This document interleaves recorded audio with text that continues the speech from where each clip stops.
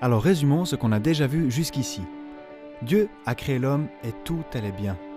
Les hommes se sont éloignés de Dieu et ont eu besoin d'être secourus. Mais Dieu aime secourir, mais ce qu'il désire par-dessus tout, c'est une relation.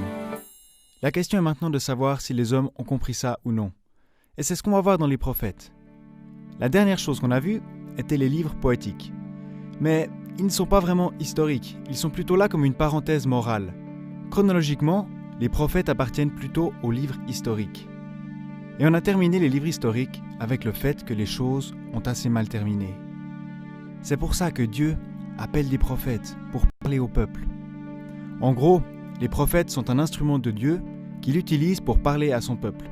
Ils vivent dans la présence de Dieu et transmettent au peuple ce qu'ils entendent de la part de Dieu. Une fois encore, tu peux diviser les prophètes en 5 sections. Et on va rapidement les passer en revue pour voir de quoi il s'agit. Ésaïe a certainement la prééminence ici, avec sa portée magnifique et le déploiement complet de l'élection et de la souveraineté de Dieu. Ce livre a souvent été appelé l'évangile de l'Ancien Testament, parce qu'il parle à la manière des évangiles. Comme l'Épître aux Romains, il commence par exposer la culpabilité de l'homme, mais il dirige l'attention du lecteur sur la délivrance et les jugements à venir. C'est vraiment le livre parfait pour commencer avec la prophétie. En regardant dans le livre de Jérémie, on peut y voir une délivrance douloureuse.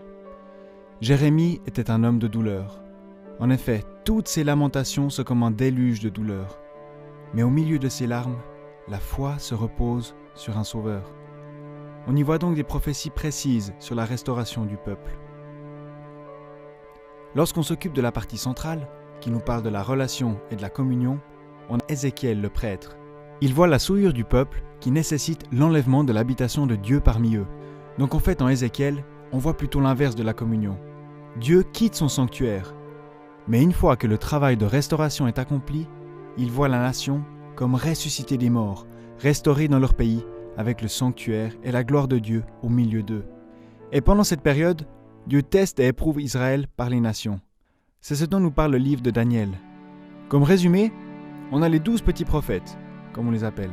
Ils sont 12, le nombre du gouvernement, et divisés en 4 sections de 3. Alors pour commencer, on a Osée, c'est Dieu implorant son peuple.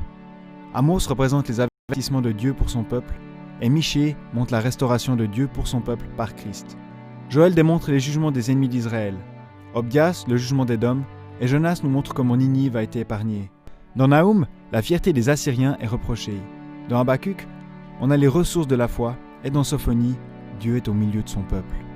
Pour la dernière section, on commence avec le prophète Agé, la maison du Seigneur.